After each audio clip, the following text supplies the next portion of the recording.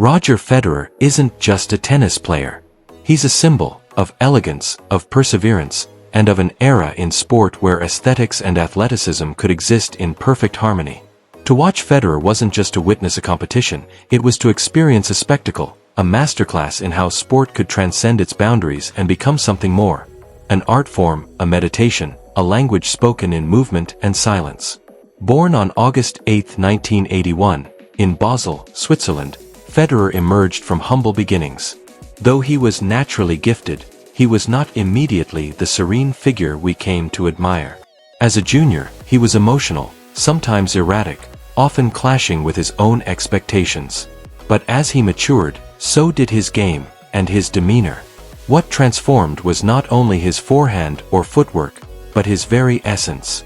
Federer began to channel his emotions into focus, crafting not just shots, but an entire philosophy of play built on balance and belief. The moment he defeated Pete Sampras at Wimbledon in 2001, the world glimpsed the future. Federer didn't just win, he announced himself as a force of composure and creativity.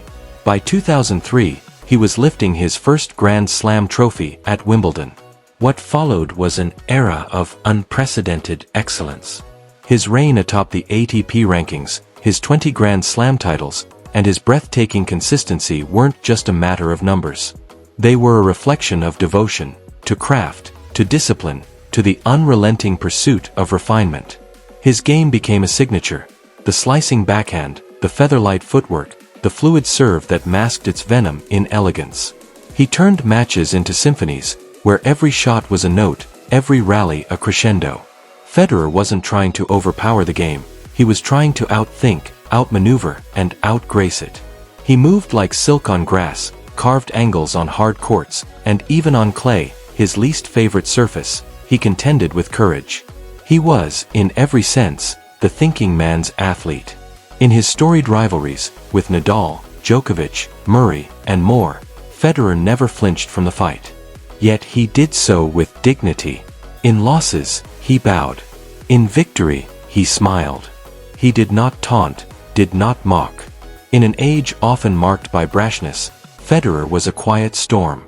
His greatest matches, such as the 2008 Wimbledon final against Nadal or the 2019 Wimbledon final against Djokovic, were epic not merely for the scoreline, but for the sportsmanship they embodied. Federer's career was about longevity, not just dominance. He adapted his game to his age, adjusted his schedule, and prolonged his excellence into his mid-30s. Most astonishing was his 2017 comeback, a run that saw him defeat Nadal in the Australian Open final and win Wimbledon without dropping a set. These weren't victories of youthful power, but of enduring wisdom. He proved that champions could evolve, and that greatness didn't fade, it matured. There was poetry in Federer's resilience. He faced multiple injuries and surgeries, particularly in his later years, yet his return was always met with grace, not bitterness. Even when defeat became more frequent and his movement a step slower, his mind remained sharp and his technique undiminished. He never complained, he competed. He never pointed fingers, he gave credit. In doing so, he not only preserved his legacy, but elevated it. Yet, what truly set Federer apart was his presence. Off the court, he was a global citizen. He spoke fluently in multiple languages, navigated cultures with grace, and carried the demeanor of someone acutely aware of the privilege and responsibility that came with his platform. Whether in press conferences or charity events, he was poised, articulate, and generous. He didn't just represent tennis. He represented its best version. The Roger Federer Foundation became a beacon of his character. Focused on education and early childhood development, particularly in Southern Africa and Switzerland, the foundation has impacted over 2 million children. Federer didn't just lend his name, he lent his time, his heart, and his vision. His philanthropy wasn't performative, it was personal. As the twilight of his career approached, Federer's presence became more poignant. Every match was met with reverence. Fans cherished not just the competition but the moments, the glimpses of genius, the smiles, the grace in motion. His 2022 retirement, marked by emotional farewells and tributes from rivals and legends alike, wasn't just the end of a chapter, it was a cultural event. Watching Federer say goodbye was to watch an era close with a bow, not a bang. His net worth, estimated at over $550 million, tells part of the story. Federer was the face of Rolex, Uniqlo, Credit Suisse, Wilson, and more. But unlike many athletes, he didn't chase endorsements, endorsements chased him. His partnerships were built on alignment, not just visibility. Brands trusted him because he exuded something rare in the public eye, timeless credibility. He also made waves in fashion and design. His Wimbledon blazers became iconic. His minimalist Uniqlo collections set trends. Federer, ever the perfectionist, understood that how one carries oneself matters as much as how one plays. He brought dignity to sportswear, turned style into strategy, and made it clear that elegance wasn't outdated, it was aspirational. Federer's influence is felt far beyond the court. His style has inspired a generation of players to see tennis not just as a sport, but as a form of storytelling. Young players cite him as a role model not just for his technique, but for his approach to life. He is often mentioned alongside greats like Muhammad Ali, Michael Jordan, and Pelé, not just because of what he did, but because of how he made people feel. As a retired icon, Federer continues to shape the game.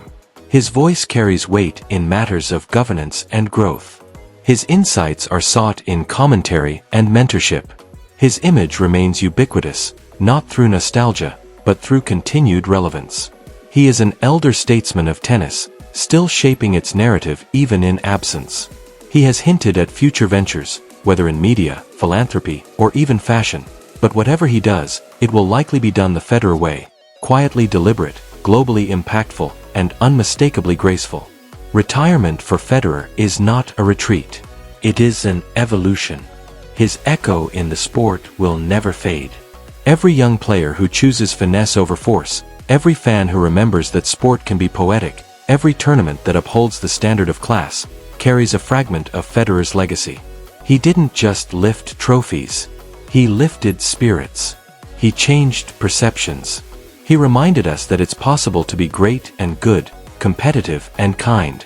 And perhaps the most enduring part of Federer's story is that he never allowed the weight of greatness to crush his humility. He stayed grounded, always acknowledging the team around him, the sacrifices of his family, and the support of his fans.